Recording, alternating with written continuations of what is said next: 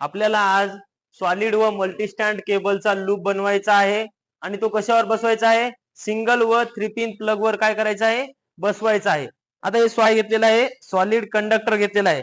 या solid conductor वरला आपल्याला लूप बनवण्यासाठी सर्वप्रथम काय करावं लागेल? यावरचं इन्सुलेशन काढावं लागेल. आता हे इन्सुलेशन काढत आहे, बघू शकता तुम्ही.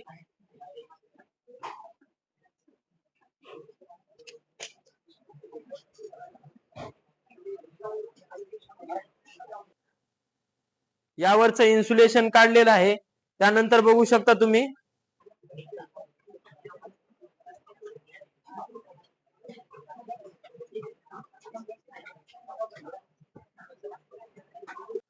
आपण लूप बनवलेला आहे, बघू शकता तुम्ही.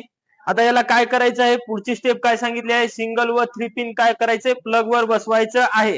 हा सॉलिड कंडक्टर आहे, कशा प्रकारे बसवायचे तुम्ही लगेच बघू शकता. आपण बघू शकता कशा प्रकारे बसवायचा आहे प्लग वर. हा 3 पिन किंवा सिंगलच्या कोणत्याही तुम्हाला सिंगलच्या बसवायचा आहे, त्याच्यावर बसू शकता तुम्ही. आता या ठिकाणी मी बसवलेला आहे, बघू शकता.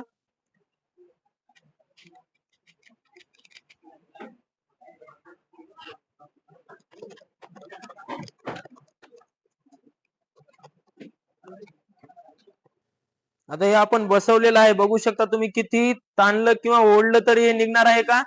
नाही निघणार आहे. म्हणून तुम्हाला काय करायचं आहे? सॉलिड कंडक्टर घ्यायचा आहे आणि त्याचा लूप बनवूनच तुम्हाला काय करायचे आहेत? कनेक्शन करायचे आहेत. कशावर करायचे आहेत? सिंगल व 3 पिन प्लग वर करायचे आहेत.